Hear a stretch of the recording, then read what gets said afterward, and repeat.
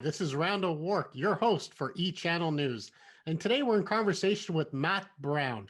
He's the Vice President of NST. Now, NST stands for Network Solution Technology. So, Matt, welcome to the show. Great. Thanks for having me, Randall. Appreciate it. No problem. I want to ask you, I call this my cocktail question because I want to know what you do, but don't get too technical on us. Pretend we're at a cocktail party and you're talking to almost 10-year-olds here, and we want to know what is it that you do. Explain to me what NST does. We are basically an outsourced technology service provider. So we're providing, technology services to the small to medium-sized business throughout the tri-state area here in New York. We've been doing it for 20 years, so it's been a lot of fun. And of course, your banner highlights that 20 years, Yep. quite an achievement. Things happen very quickly in IT, and it's a very stressful environment. And to make it 20 years is a huge accomplishment. And not only have you, survived 20 years, but you've been growing along the years. Uh, and that again is a testament to obviously something is working. So let's dive into what is working with NST. So first of all, uh, before you went into this venture, NST Network Solutions and Technology, you were vice president for the NST Web Solutions for almost 15 years. So, what did you learn from developing websites that you can apply now to technology? What were the lessons that kind of crossed over?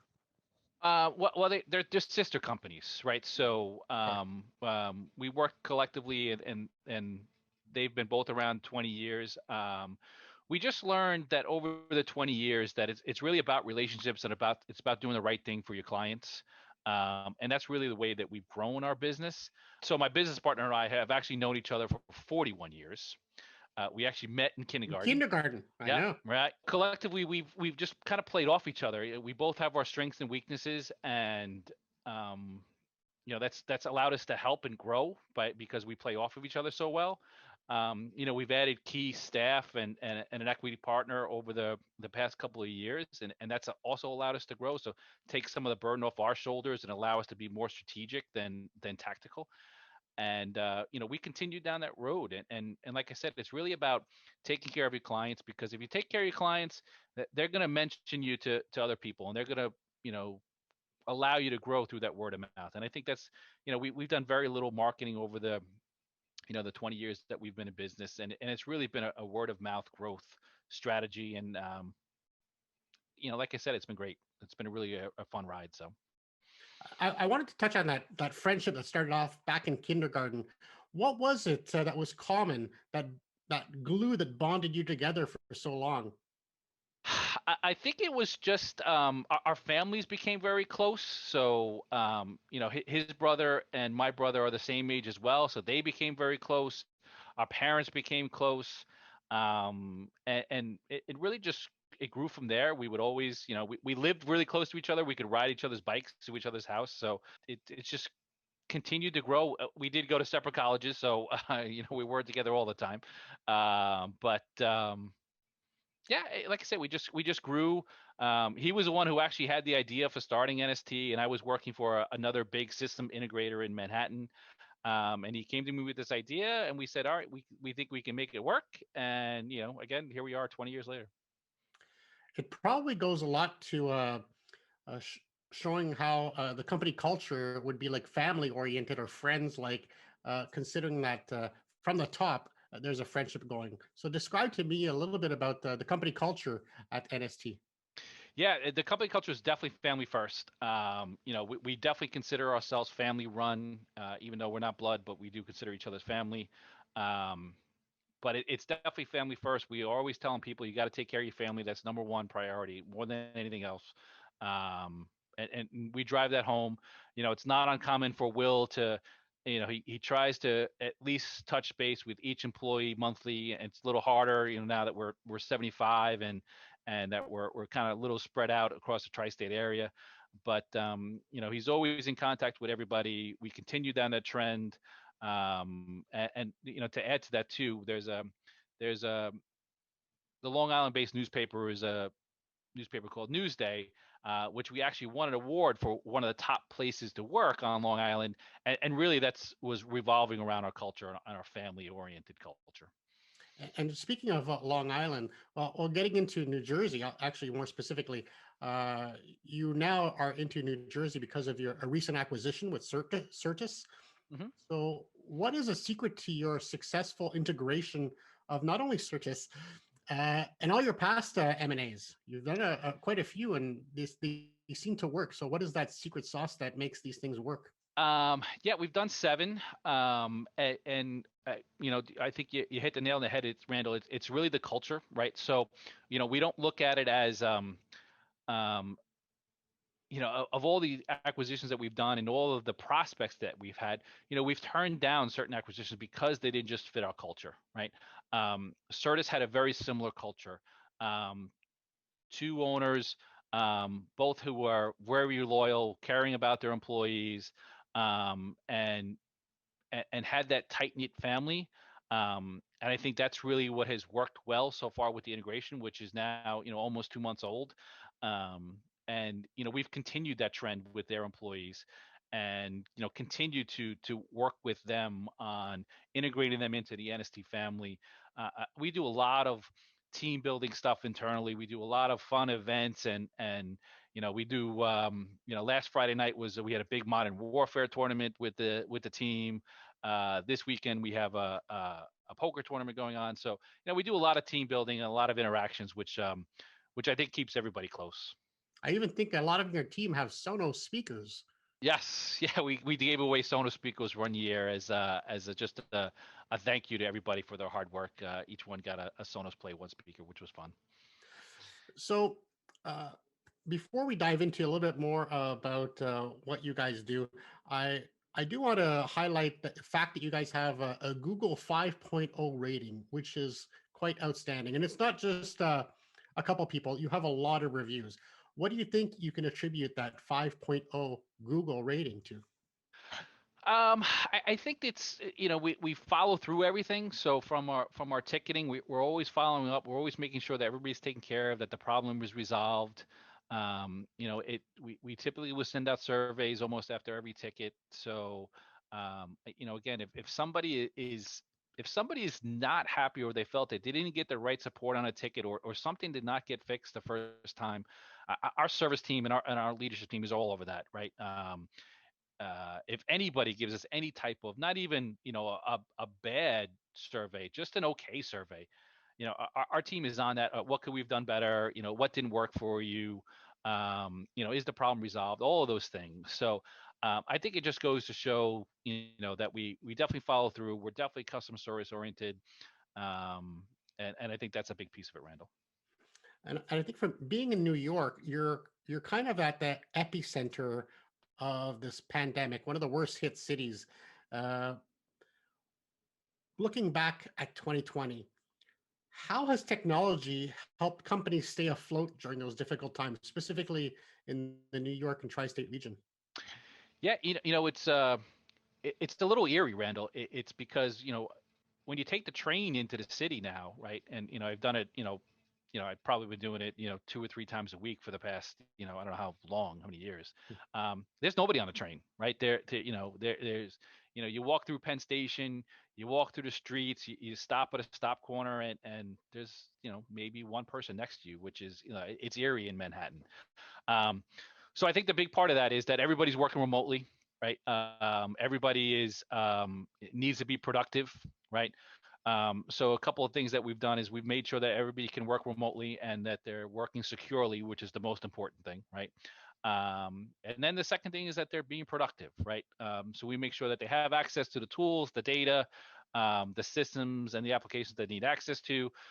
We've helped our clients, basically ensure and monitor employee productivity so that they're getting the productivity that they need out of their employees while working remotely. I And think that's you been use the Active Track for that. yeah, we use ActiveTrack for that, and it's a big plus. I mean, it helps it helps everybody focus on the technology that everybody's using, to making sure that they're using the right way and that they have the tools that they need to complete their job and task while working remotely. I like there was one perspective. of employee monitoring. It's not so much about policing, but Yeah, finding right, out if they're lacking something. right, If they're not working, what is it that they need? Is it that some more communication? Are they missing the technology or a piece of it? Or right. it's interesting how it doesn't have to be all about policing, but it could be about finding out where the needs are.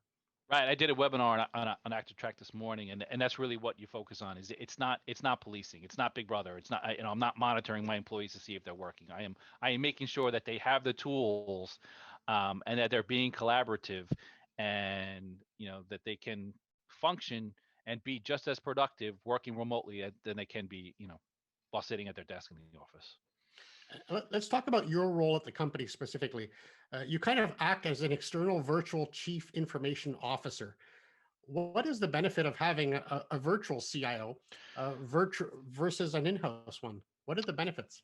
Some of the benefits are, I get to see a much broader range of technology, right? So if you have somebody that's strictly internal, they're usually somewhat, limited to the technology that the organization is using in-house.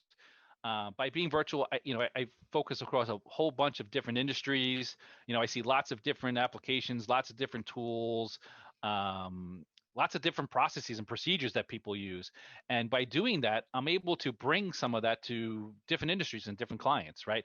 So it's a really big plus because, for us, that VCIO and now what we call the client strategy team really, really focuses on um, driving technology planning, using technology to become more efficient. Um, those are all of the things that we really try and help our clients with because they have a really big impact on day-to-day, workflows and also the bottom line. And I think there's a saying I love is you can't read the label from inside the jar. You need someone from the outside to look Right. in. Right. I think that's a very important part of what you do is having that outsider's view of an organization. You can better find the gaps and fill them. Yeah, no, I always think that when you're looking from the outside in, you see different things. When you're inside, you're usually caught up in day to day. You're working through this, you're working through that. Somebody comes in with an issue, so on and so forth. When you're sitting from the outside and you can take that 1,000-foot view and kind of look and see what's working, what's not working, um, you know, why are these processes not working? Why is these taking so long? Um, what type of technology are we using? Why aren't we using this? But also there's got to be an ROI behind it too. You have to make sure that there's, I'm not just switching because I'm switching. I'm switching because, hey, look, this is going to make us more efficient. It's going to make us more productive, and again, hopefully that we're going to get a good return on it. So Let's talk about Scotch. Scotch, okay. I heard you like Scotch. I do like Scotch. I am a big Johnny Walker Black fan, so I do like that. Well, Um, here's a quote. yep. It's from David. I don't know how to say the last name. Dacius. It Okay. says the proper drinking of Scotch whiskey is more than indulgence. It is a toast to civilization, a tribute to the continuity of culture, a manifesto of man's determination to use the resources of nature to refresh mind and body and enjoy the full senses with which he has been endowed. It's pretty heavy. Yeah, I don't know if I would go that far. but Yes. but it's true that there are different levels of scotches. There's different Sure. Yep. flavors and nuances Yep. within a good scotch and just a bland scotch. And the same is true with an MSP. There are different nuances and flavors. What makes an excellent scotch to you? And hmm also what makes an excellent MSP in terms of nuances? Scotch it's got to be smooth, right? It's got to go down easy. I am not one to have that harsh you know aftertaste. I don't like that in a Scotch. On the MSP side, I think it comes down to the value that you're bringing, right? Pretty much anybody can open up a ticket and fix an Excel or an Outlook or an email problem. But it comes down to what are the value you're bringing, right? So it comes down to how are we utilizing technology, right? I always go back to that client strategy role because that's such a big part of it. And that's really the more advanced MSPs, right? Are the ones that are bringing that value to the clients, that are looking at them and saying, hey, look, why aren't we using this, right? If you guys could just use this, um, it would make you so much better. The example I always give people is that in working with a client, probably a few months ago, they had a paper driven process, right? That when somebody writes on it, they couldn't read their handwriting. Half the information was not filled out correctly. And I said, we need to stop this, right? And we developed some, we're big in Office 365 and the Microsoft stack. So we developed some tools around, forms and now Power Automate and to make that process more automated. And when we go back to the customer, we look and we just ask, how much time did this save you? And it saved the person who handles this particular role, a couple of hours a week, right? So a couple hours a week, you times that by 52 weeks out of the year, it was just a really big ROI. And those are the types of things that we look for. Besides supporting your day-to-day tickets that come in. So I think from what you're telling me, the parallel is that when you take a sip of scotch, you don't want to have that face of like, this is too much. You like that smooth relationship. And I think it's the same with your clients. If you can have a smooth relationship both ways between MSP and client and MSP, where it feels comfortable, feels natural, you feel like you're getting the value. You can pay a lot of money for scotch, Mhm. but sometimes paying a little bit more will get you a higher quality. And when it comes to IT, you want to get the highest quality for your money. So you want to pick that right price to quality ratio that will give you that smooth and that experience that will be kind of long lasting in a partnership, really. And I think it goes both ways, Randall, because I know we always look for clients that appreciate technology, that want us to bring these ideas to them. Hey, they may not implement all of them, right? And some may and may not work. But the fact that we're bringing them, the ideas, and that they are embracing some of them, and that they know that technology can help and grow their business, those are the type of clients that we have really great success with. And if a customer wants to partner up with you or work with you, or even if a smaller MSP is looking to join a bigger team and maybe get acquired, how would they best go about reaching you or your company? Yeah, I mean, they can easily reach out to me. I'm on LinkedIn. My email address and my contact information is on our website, which is nst-li.com. And we're always willing to talk to everybody. We've been in peer groups for 15 years, so we've talked to so many people over the years.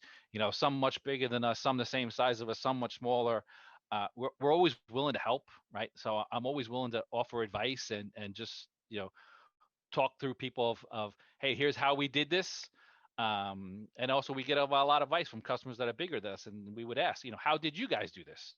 Mhm. So uh, we love talking to people. We love talking about the industry and talking with people in the industry.